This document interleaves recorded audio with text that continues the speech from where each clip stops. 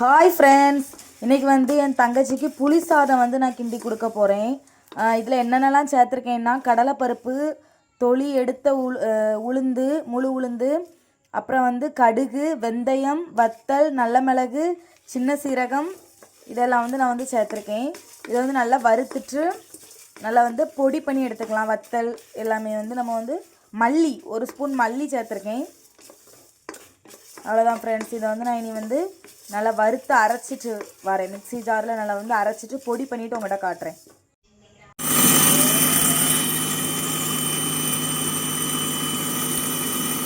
இந்த மாதிரி நல்லா வந்து அரைச்சி எடுத்துக்கோங்க. நிலக்கடலை போட்டால் நல்லாயிருக்கும் புளி சாதத்துக்கு. என் தங்கச்சி நிலக்கடலை வேண்டான்னு சொல்கிறா, அதனால் நிலக்கடலை சேர்க்கலை.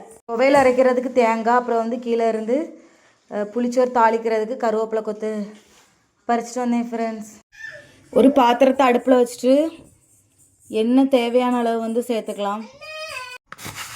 எண்ணெய் காஞ்சதும் வந்து கடுகு வந்து சேர்த்துக்கிறேன். கடுகு நல்லா பொரிஞ்சதுமே வந்து வத்தல் சேர்த்துக்கிறேன். ஒரு கொத்து கருவேப்பிலை சேர்த்துருக்கேன். வத்தல் பொரிஞ்சு வந்ததும் பூண்டு வந்து தட்டி வச்சுருக்கேன், தொளி எடுக்காமல் தட்டி வச்சுருக்கேன், அதையும் இது கூட வந்து சேர்த்துக்கலாம். நல்லா வதக்கிட்டுக்கலாம். வச்சுருக்கிற புளியை இது கூட வந்து சேர்த்துக்கலாம்.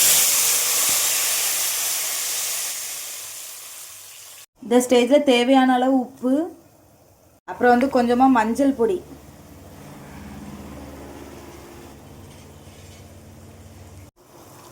தண்ணி நல்லா கொதித்து நல்லா வற்றி வரட்டும் கொஞ்சம்.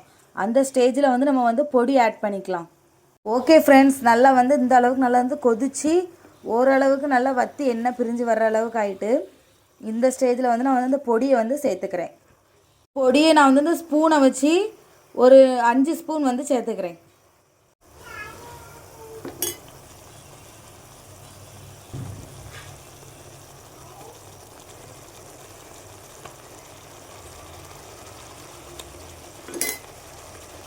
நல்ல ஒரு மிக்ஸ் கொடுத்துக்கலாம்.